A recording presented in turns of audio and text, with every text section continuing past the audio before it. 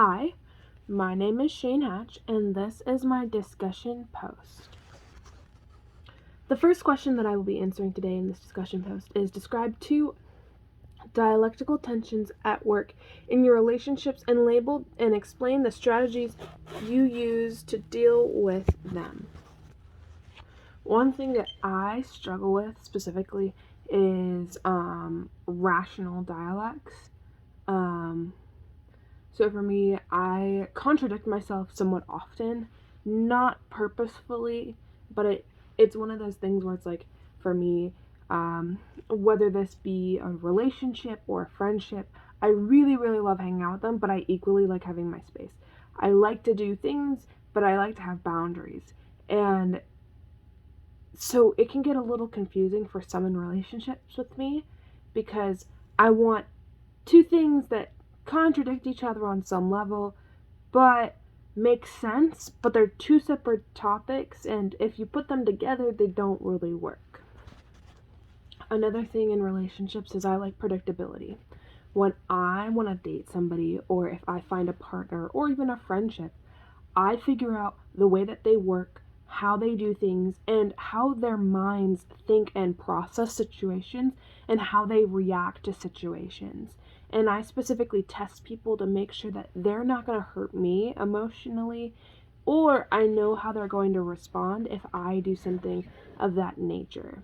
And so for this, I like predictability, and I like to know my partner and the way that they're going to expect and do things.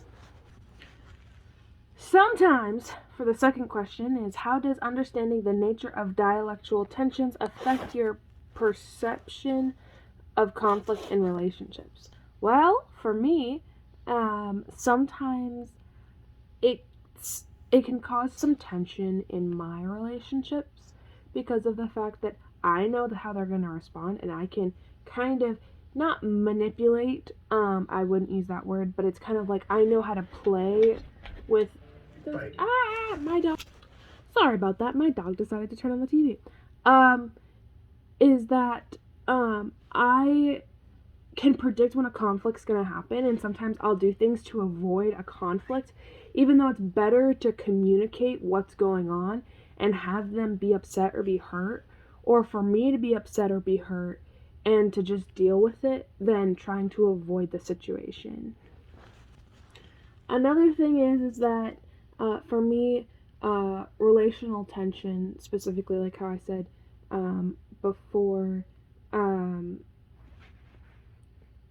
is one of those things that not only do I like predictability, but sometimes I contradict myself with my partner because of the fact that I will want one thing and another thing, but I don't like it when my partners are like, well, I need space, but I want to be with you. I'm like, pick one or the other. I can't do both. So I need to work on being understanding of the fact when they get mad at me because I'm not doing what they want or being as direct as I should be about how I'm feeling.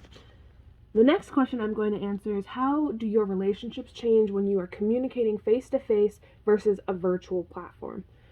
I think it depends. I have been having friends all over the world for such a long time that I feel like my relationships with people, whether that be on a virtual platform or in person, are becoming closer and closer and closer and closer.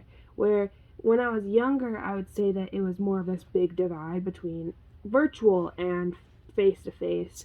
And I think especially because of COVID and having to transfer over to being online classes, talking to teachers over the phone, spending almost all of our time on the internet to communicate with our friends because it wasn't safe to be with them, that it's become way more normalized to have a full-on conversation with people through a camera or through texting or, whatever that may look like. And the last question is, how does your level of disclosure change when communicating face-to-face versus a virtual platform?